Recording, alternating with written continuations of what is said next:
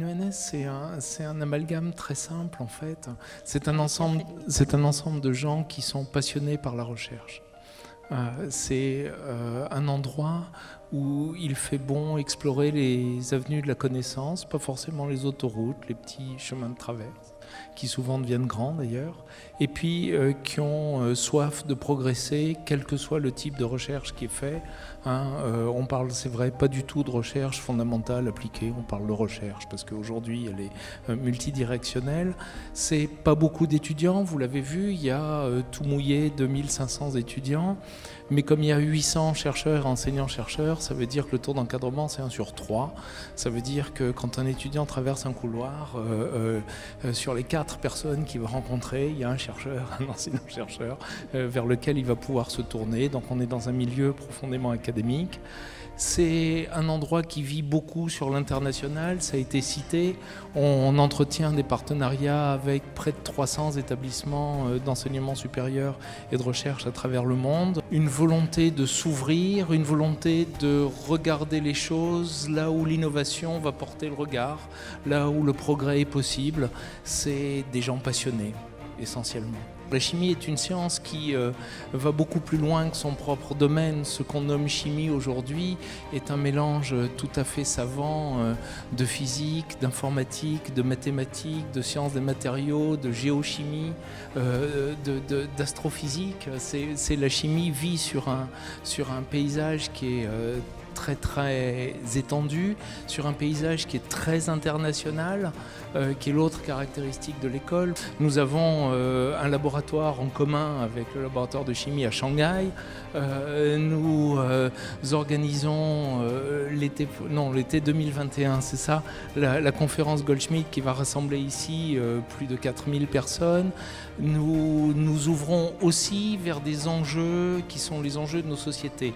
Ça, c'est important, c'est pour ça que la chimie est aussi un marqueur, c'est cette volonté de prendre en considération non seulement le développement dans ce qu'il a de plus fondamental, mais aussi sa contribution la plus, importante pour nos sociétés. J'en veux pour exemple l'implication de l'école dans la chimie verte, et je crois que vous rencontrez un petit peu plus tard Maria Costa Gomez et Agilo Padua qui nous ont rejoints récemment sur ce type de contribution.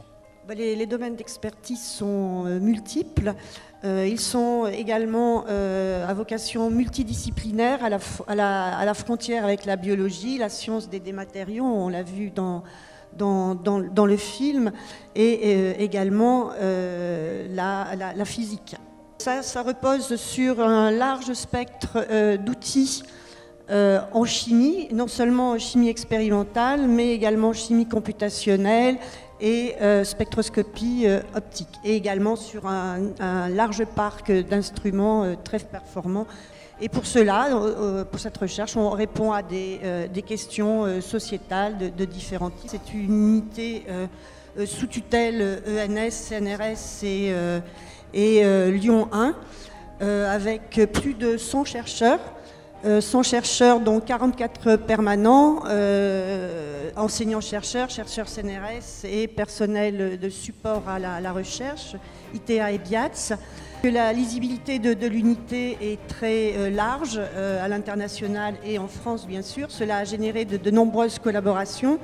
Mais c'est ça, vous travaillez en partenariat en fait. Voilà, en partenariat, on parlera tout à l'heure des partenariats industriels, mais c'est également large spectre de collaboration académique, formalisée ou non. Pour les plus formalisés, je citerai l'UMI de Shanghai avec Solvay, bien sûr dans le domaine de la chimie verte, unité mixte internationale, UMI. Une seconde UMI pour laquelle le laboratoire est partenaire, c'est celle de Séoul, dans le domaine cette fois de l'électronique organique. Et nous portons également un LIA, laboratoire international associé, avec l'université d'Ottawa dans le domaine de la catalyse. Les partenariats industriels sont extrêmement divers. Alors je citerai juste les plus grands groupes, Solvay, Total, Arkema, mais également L'Oréal, Biomérieux, Thales. Et qu'on met à disposition notre parc d'équipements que vous avez vu qui est assez performant aux industriels, RMN, RPE, spectroscopie optique, salle blanche également, MEB, rayons X, etc.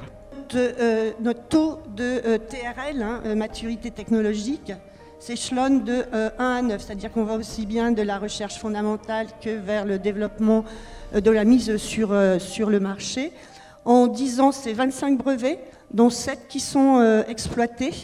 Mais c'est également la création de 3 startups depuis 2010, Matim dans le domaine des nanotechnologies, mais également Polyvalent pour la conception de complexes de lantanide pour la cristallisation des protéines, et plus récemment Molseed pour les biotechnologies. La signature en 2018 de la première chaire industrielle IDEX de Lyon, portée par l'UDL, qui réunit à la fois le IFP Énergie Nouvelle et le laboratoire de chimie, pour la conception de catalyseurs performants par chimie quantique, de catalyseurs performants pour la chimie hétérogène. Ces nouveaux liquides, en fait, résultent de l'identification d'un besoin dans la chimie, dans l'industrie chimique, qui concerne trouver une solution dans la chimie même pour réduire l'impact des industries sur notre planète et sur l'environnement. Une fois ce besoin identifié, on cherche la solution dans la chimie même, et mon équipe a regardé comment est-ce qu'on peut améliorer les solvants, les rendre moins impactants pour l'environnement, ne les laissant pas s'évaporer et facilitant le recyclage de ces aides à la chimie et à la séparation de différentes substances dans la chimie, dans l'industrie chimique. Ces liquides sur lesquels je travaille depuis quelques années sont des liquides sûrs et stables. Ils sont des sels, comme le sel qu'on utilise dans notre cuisine, mais avec des briques constituantes qui les rendent liquides à température ambiante.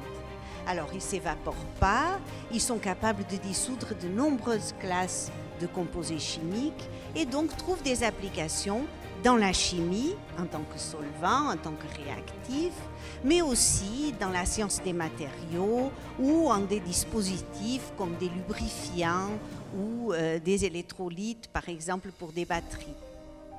L'exemple peut-être le plus spectaculaire de ces liquides, c'est qu'ils sont capables de dissoudre le bois, et cela à des conditions proches de l'ambiance, donc vraiment dans des conditions très douces. Ils sont capables aussi de se combiner avec différents matériaux et donc leur confèrent des propriétés qui sont applicables dans des différents domaines. Originalement, je suis portugaise, mais j'ai voyagé pour mon travail et pour mes recherches en Europe, en plusieurs pays d'Europe et aussi aux États-Unis, où j'ai passé quelques temps récemment à Boston. Donc je suis vraiment une citoyenne européenne, voire du monde. C'est une équipe qui travaille à la fois au laboratoire et réalise des expériences en étudiant les propriétés, les performances de ces liquides ioniques, et aussi des expériences in silico sur l'ordinateur. On essaye finalement de descendre à une échelle beaucoup plus petite, à une échelle moléculaire, pour essayer d'expliquer les propriétés de ces liquides ioniques au niveau des interactions entre les briques moléculaires qui les constituent.